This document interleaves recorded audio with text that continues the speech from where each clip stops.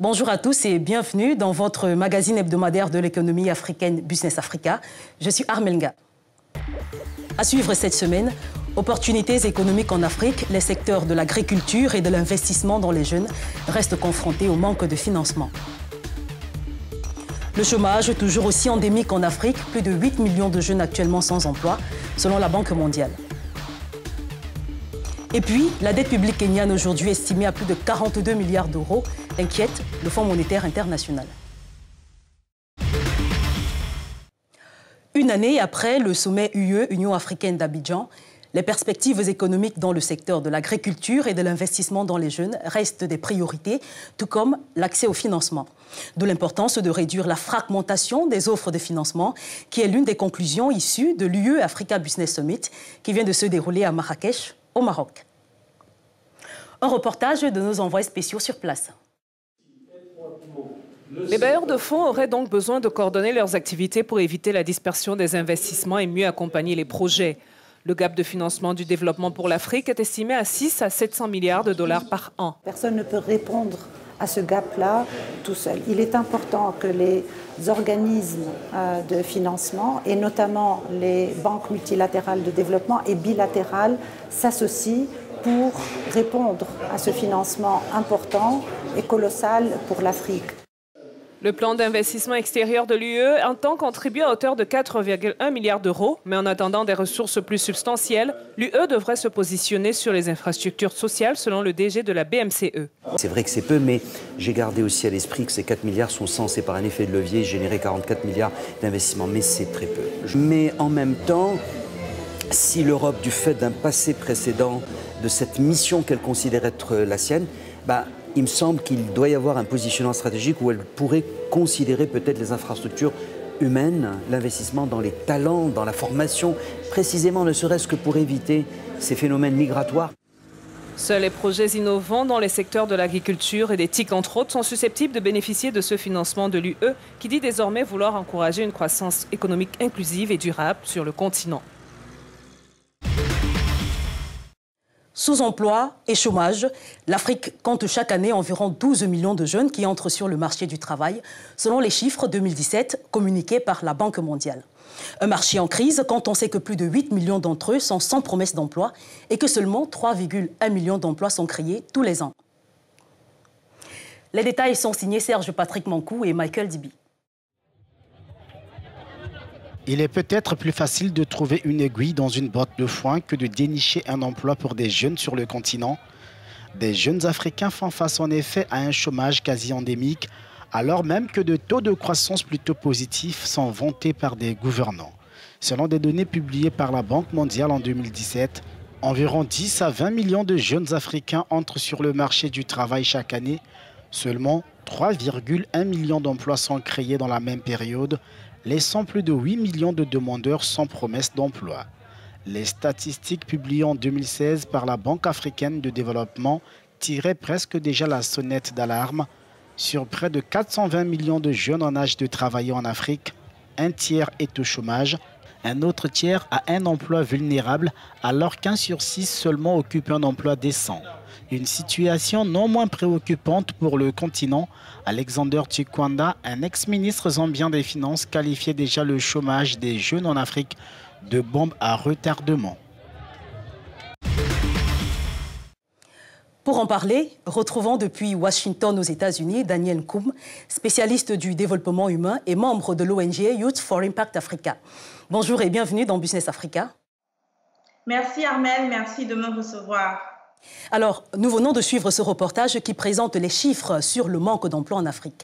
Et votre ONG, Youth for Impact Africa, qui promeut le développement, aide justement ces jeunes à trouver un emploi. De quel type d'emploi s'agit-il et quels sont les moyens que vous mettez en œuvre pour y parvenir?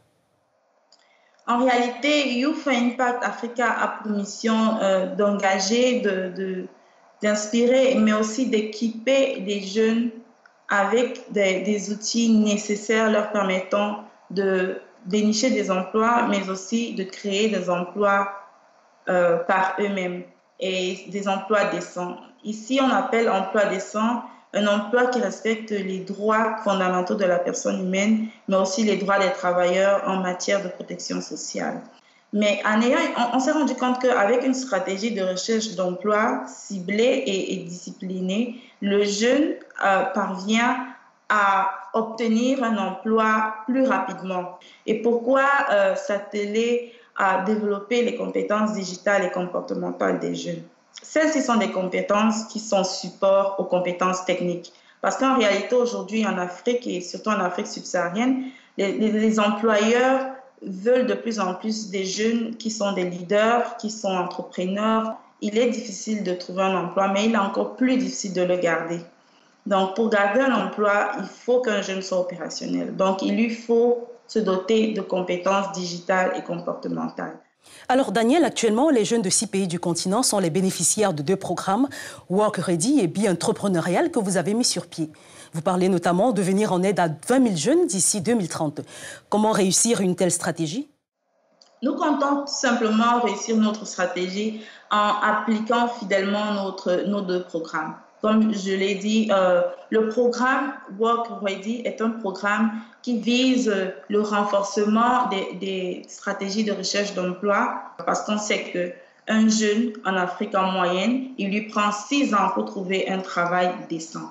Alors, ces stratégies de recherche d'emploi visent essentiellement la réduction de ce temps entre le sortir de l'université et l'obtention du travail.